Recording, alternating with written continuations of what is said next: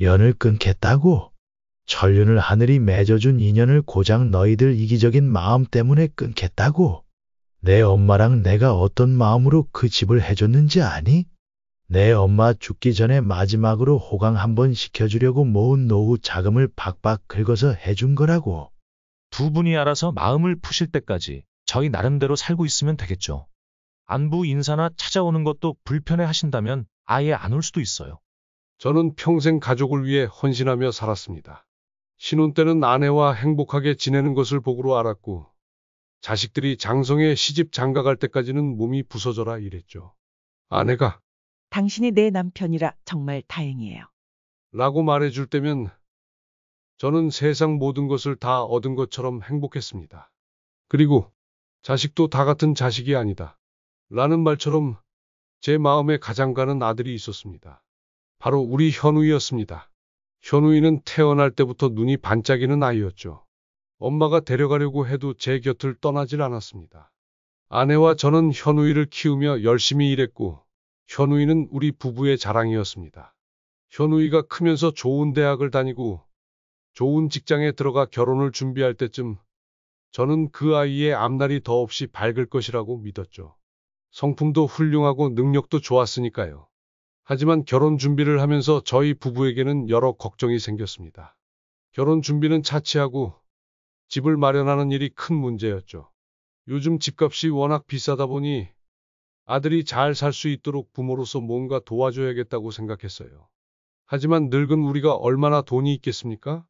해봤자 노후 자금과 아내와의 해외여행을 위해 오랫동안 모아둔 돈 정도였죠. 그러던 어느 날 현우이가 솔직하게 말을 꺼냈습니다. 엄마, 아버지, 저희가 결혼하면서 집을 구하려고 하는데 돈이 너무 모자라 걱정이에요. 정말 면목 없지만 두 분이 좀 도와주실 수 있을까요? 어느 정도 예상은 했지만 막상 그 말을 직접 들으니 가슴이 철렁했습니다. 걱정만 하던 일이 현실로 닥치니 눈앞이 깜깜해졌죠. 현우이의 말을 듣고 일단 알겠다고 대답했지만 그날 밤 내내 줄담배를 피우며 고민했습니다. 저는 현우이도 사랑하지만 제 아내도 정말 사랑했습니다. 제가 고생하는 건 괜찮았지만 평생 저 때문에 고생한 아내까지 힘들게 하고 싶지 않았습니다. 노후 자금을 아들에게 써버리면 말년에는 고생할 게 뻔했으니까요. 그리고 저희 부부는 평생 해외여행 한번 제대로 못 가봤거든요. 신혼여행도 강원도로 갔고 비행기를 타본 것도 제주도가 전부였습니다. 아내와 농담처럼 이태리 피사의 사탑 앞에서 환하게 웃으며 사진 한 장 찍자.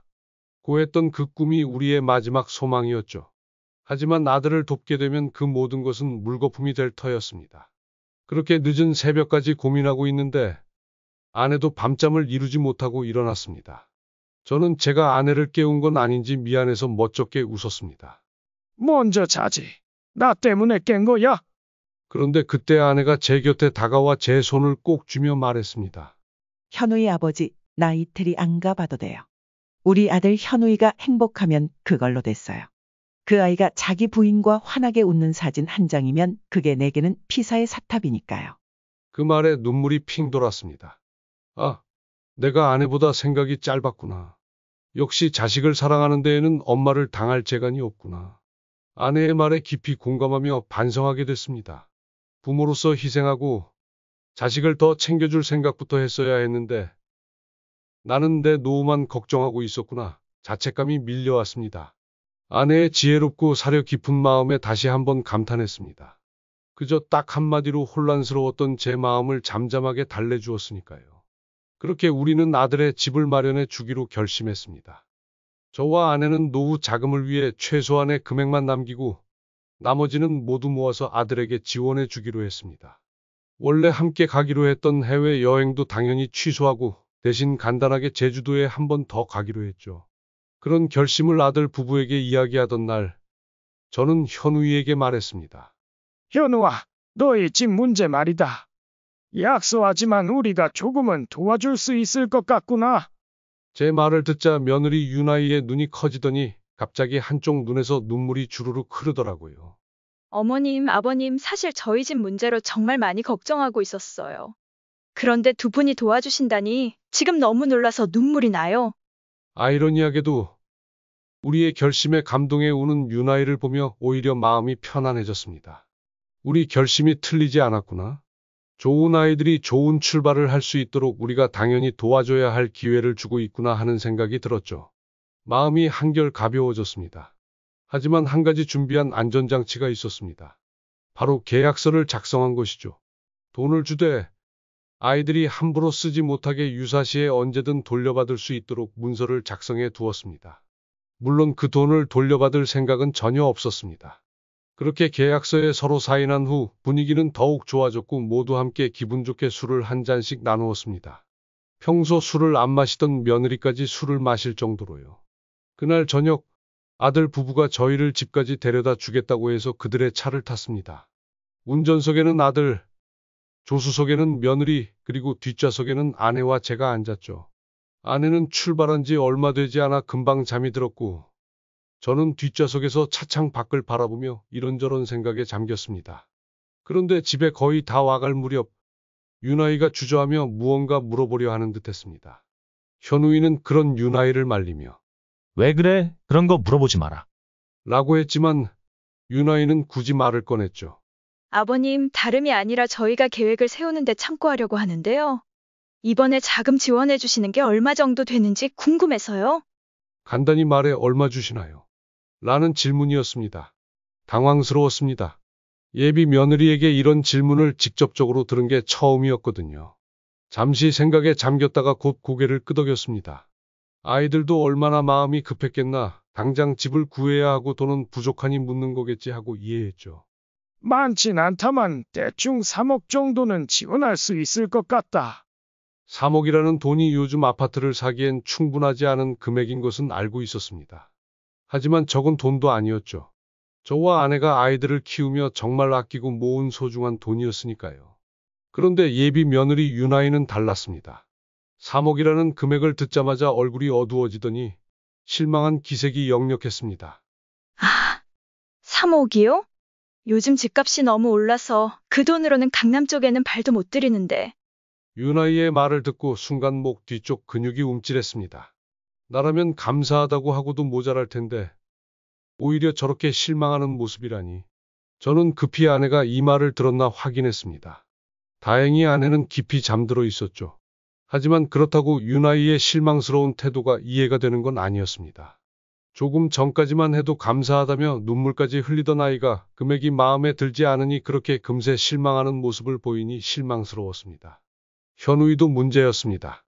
옆에서 말리는 척하더니 결국 입을 다물고 있는 게 유나이와 다를 바 없이 보였죠. 아무리 곧 자기 부인이 될 사람이라고 해도 실수를 했으면 제지해야 하는데 그저 침묵하는 모습에 실망감이 커졌습니다.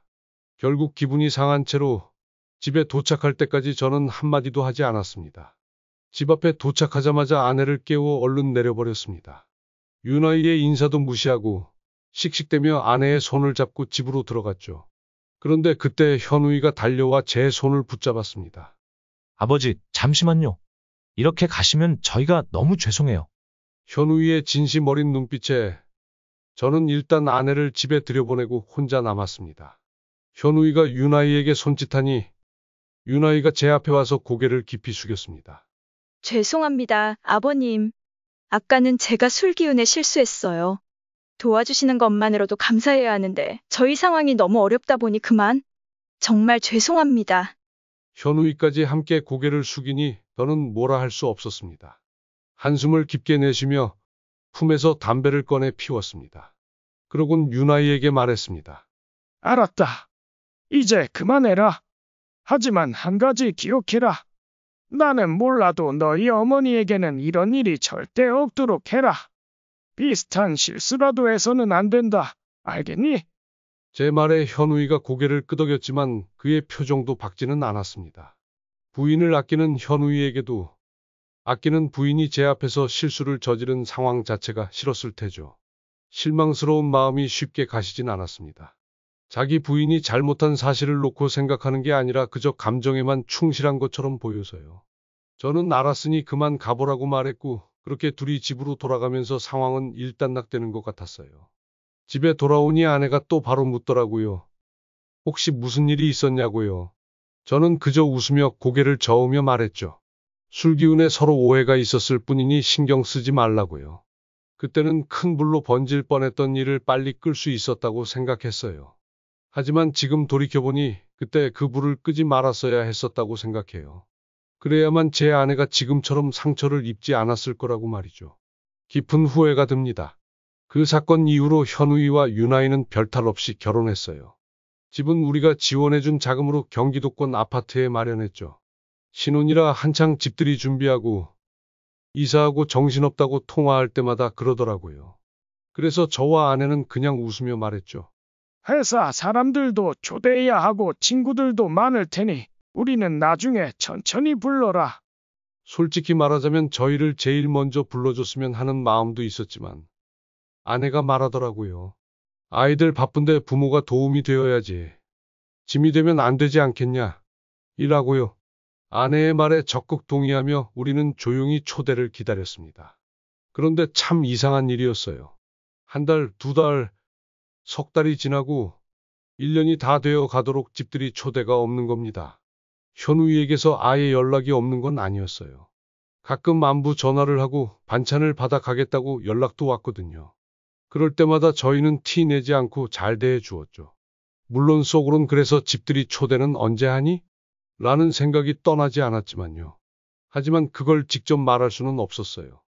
이미 편한 때에 불러라 라고 했으니 이제 와서 너무 늦는 것 아니냐 라고 할 수도 없었죠. 그저 바쁜가 보다 초대할 사람이 많아서 그런가 하고 생각하며 기다렸습니다.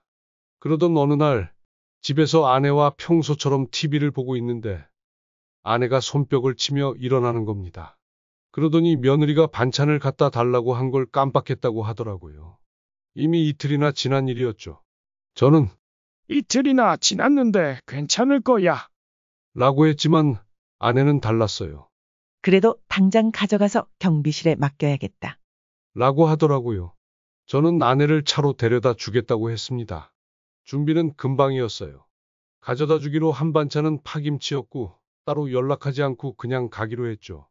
오후 2시쯤이었으니 아들은 일하느라 바쁠 테고 며느리 유나이도 바쁠 것 같아서요. 아내는 아들의 아파트 단지에 도착하자마자 집이 있는 동으로 들어갔습니다. 다행히 같은 동에 사는 이웃이 외부 문을 열어줘서 인터폰 없이 바로 들어갔죠. 아내는 문을 두드려보고 사람이 없으면 문 앞에 두고 오겠다고 했어요. 저는 그러라고 했죠. 그런데 생각보다 오래 걸리더군요. 원래 계획대로라면 금방 내려왔을 텐데 뭔가 이상했죠. 그러던 차에 아내가 내려오는데 얼굴이 평소와 달랐습니다. 울상이었고 눈물까지 흘리며 오더라고요. 깜짝 놀라 뛰어나가 아내를 품에 안았습니다. 왜 그래? 무슨 일이야? 안에서 이상한 사람이라도 만난 거야? 아내는 고개를 저으며 말했죠. 바빠서 우리를 안 부른 게 아니었어. 우리를 미워해서 연락을 안 한 거였어. 처음엔 무슨 말인지 이해가 안 됐어요. 하지만 아내가 말한 자초지종을 듣고 나니 상황이 이해되었습니다. 유나이 집에 들어가 문을 두드리니 안에서 유나이 어머니가 나왔다는 겁니다. 그리고 그 안에는 유나이 가족들이 이미 와 있더라고요. 그 집에는 이미 여러 차례 다녀간 듯한 분위기였죠. 저는 도저히 믿기지 않았습니다. 지금껏 사돈네는 초대했는데 우리는 부르지 않았다는 거야? 아내의 말이 사실이라면 정말 억울했죠. 그동안 현우이를 믿었기에 이런 일이 일어날 리 없다고 생각했거든요. 하지만 아내는 계속 눈물을 흘리며 말했습니다. 문을 열어준 사부인은 처음에 무슨 상황인지 몰랐다고 하더라고요. 그런데 안에서 유나이 목소리가 들려왔어. 이왕 아파트를 해줄 거면 조금 더 넓고 좋은 곳으로 해주지. 왜 이런 곳을 해줬냐고 하더라고. 남편 보고 결혼한 건데 집안은 별로라며 늙은 사람들을 집에 초대하지 않겠다고 하면서 우리를 욕했어. 그 말을 듣는 순간 가슴이 먹먹해졌습니다. 하지만 그 먹먹함은 곧 뜨거움으로 변했습니다. 평생 눈물 흘리지 않게 하려고 아껴온 아내가 저런 말도 안 되는 이유로 눈물을 흘리다니요. 제 가슴 속에서 벌레가 기어다니는 듯한 분노가 솟구쳤습니다. 성큼성큼 며느리의 집으로 걸어가기 시작했죠. 당장 가서 따지려고요. 그런데 그때 아내가 절 끌어말리더군요. 하지 마요, 현우 아버지. 이대로 가서 뭐라고 하면 나만 더 비참해져요. 집에 가서 생각을 정리하고 행동해요. 마음 같아서는 당장이라도 가서 따지고 싶었지만 아내가 절박하게 붙잡고 있는 손을 보니 차마 그럴 수가 없었어요. 그래서 집으로 돌아왔죠. 집에 도착하자마자 아내는 안방으로 들어갔고 저는 혼자 생각에 잠겼습니다. 우리가 어떤 심정으로 그 집을 해줬는데. 라는 아내의 말이 계속 머릿속을 맴돌았죠. 그때 현우이에게서 전화가 왔습니다. 상황을 들은 모양이었고 지금 우리 집 앞에 있다고 하더군요. 처음엔 얼굴을 보고 싶지 않았지만 현우이가 유나이와 함께 왔다며 제발 얼굴 보고 이야기하자고 했습니다. 결국 고민 끝에 문을 열어주었습니다. 아내는 지금 도저히 유나이의 얼굴을 볼 수 없다며 안방에서 나오지 않았죠. 거실에서 현우이와 유나이를 마주한 건 저 혼자였습니다. 유나이는 오자마자 고개를 푹 숙이며 말했어요. 정말 죄송합니다, 아버님. 엄마한테 들었어요. 어머님이 제 이야기를 들으셨다면 그건 제 진심이 아니었어요. 유나이는 연신 고개를 꾸벅꾸벅 숙였지만 저는 그런 며느리가 아무런 감정도 없는 갈대처럼 보였습니다. 바람이 불면 이리저리 흔들리는 갈대 말입니다. 이미 아내가 무슨 말을 들었는지 다 알고 있는 상황에서 유나이가 무슨 말을 해도 진심으로 와닿지 않았습니다. 머릿속이 복잡했어요. 뭐라고 말을 하고 싶었지만 입을 열면 험한 말이 나올 것 같아 침묵을 지켰죠. 그때 현우이가 나서더군요. 아버지, 그래도 하나뿐인 며느리가 이 정도로 사죄하는데 좀 받아주세요. 저는 현우이의 말에 어이가 없어서 녀석을 한참 바라봤어요. 녀석은 정말 우리 심정을 알기나 하는 걸까요? 우리가 병든 몸으로 어떤 마음으로 그 집을 해줬는지 그 마음을 알면서도 이런 소리를 하는 걸까 싶었습니다. 그 사이 유나이의 사죄는 계속됐어요. 죄송합니다. 2번 다시 그러지 않겠습니다. 고요한 집안의 유나이의 목소리만 울려 퍼졌죠. 저는 아무 대답도 할 수 없었어요. 사실 애초에 이 사과를 받아야 할 사람은 제 아내였으니까요. 그저 한숨을 쉬며 고개를 돌렸습니다. 그런데 현우이는 계속 침묵하고 있는 저를 탓하기 시작했어요. 정말 너무하시네요. 끝까지 아무 말씀도 안 하시고 저희한테 계속 잘못했다고만 듣고 싶으신 건가요? 맞아요. 유나이가 잘못했어요. 하지만 그냥 철없이 한 소리였다고 한번 넘어가 주실 수는 없는 건가요? 이렇게 입만 꾹 다물고 계시면 저희도 어쩔 수 없어요. 현우이의 말에 순간 화가 치밀어 올랐습니다. 저도 모르게 입을 열고 말했죠. 어쩔 수 없다니. 그게 무슨 소리냐? 현우이는 한숨을 쉬며 말했습니다. 2분이 알아서 마음을 푸실 때까지 저희 나름대로 살고 있으면 되겠죠. 안부 인사나 찾아오는 것도 불편해 하신다면 아예 안 올 수도 있어요. 그래. 그럼 지금 우리랑 연을 끊겠다는 거냐? 현우이는 마치 담담하게 말했지만 그 말이 더 저를 자극했죠. 굳이 따지자면 그런 거죠. 하지만 그건 저희 잘못이 아니라 2분의 선택이에요. 그 순간 제 속이 뒤집혔습니다. 자리에서 벌떡 일어나 현우이의 멱살을 움켜잡았어요. 살면서 아들의 멱살을 잡아본 적은 한 번도 없었지만 더 이상은 참을 수 없었어요. 연을 끊겠다고? 천륜을 하늘이 맺어준 인연을 고작 너희들 이기적인 마음 때문에 끊겠다고? 내 엄마랑 내가 어떤 마음으로 그 집을 해줬는지 아니? 내 엄마 죽기 전에 마지막으로 호강 한번 시켜주려고 모은 노후 자금을 박박 긁어서 해준 거라고. 그런데 너희 둘이 지금 와서 연을 끊겠다고? 저는 분노에 차서 말을 이어갔습니다. 좋아, 연을 끊자. 대신 우리가 준 돈은 모두 돌려받겠다. 처음에 집 해줄 때 썼던 계약서 안방에 그대로 있다. 당장 집 내놓고 우리가 준 4억 원 그대로 돌려줘라. 그렇지 않으면 법적으로라도 억지로 뱉어내게 할 테니까 그렇게 알아라. 현우이는 눈이 휘둥그레지며 말했습니다. 아버지, 그게 무슨 말씀이세요? 아버님, 그러면 저희는 어디서 살라는 거예요? 저는 차갑게 대답했죠. 둘이 길바닥에 나가든 고시원을 전전하든 그딴 건 더 이상 내 알 바 아니다. 이제 난 내 아내와 내 인생에만 신경 쓰련다. 마지막 경고다. 당장 나가라. 그리고 계약서에 쓰여 있는 대로 돈을 내놔라. 그렇지 않으면 내가 지금 허세 부리는 게 아니라는 걸 너희 둘이 뼈저리게 느끼게 될 거다. 결국 저는 경찰에 신고해 둘을 쫓아냈습니다. 그들은 바깥에서 창문을 향해 소리치며 항의했지만 경찰과 이웃들의 제지로 사건은 일단락됐습니다. 그 뒤로 우리는 아들 부부에게 줬던 4억 원을 모두 돌려받았어요. 착한 아내는 너무하다며 우리 자식이라 동정심을 보였지만 저는 단호하게 말했습니다. 주연이와 유나이는 우리 자식이 아니야. 피를 빨아먹는 모기 같은 존재일 뿐이야. 그런 존재들을 곁에 두면 우리 남은 인생이 더욱 비참해질 뿐이야. 1. 그리고 지금 며칠 뒤면 아내와 이태리로 떠납니다. 한평생 고생한 아내와 함께 처음이자 마지막일 해외여행을 마음껏 즐기려고 합니다. 물론 머릿속은 여전히 복잡해요. 현우이가 우리를 원망할 수도 있고 우리가 그런 아들을 다시 받아들일 수도 있겠죠. 하지만 지금은 그런 것에 대해 생각하지 않으려 합니다. 지금 가장 중요한 건 저와 함께하는 아내의 행복이니까요. 사연은 여기까지입니다. 여러분은 이 사연을 어떻게 보셨나요? 저는 강석진 할아버지의 결단과 용기에 깊은 감명을 받았습니다. 여러분의 생각도 댓글로 나누어 주시면 좋겠습니다. 즐겁게 시청하셨다면 구독과 좋아요 부탁드립니다. 감사합니다.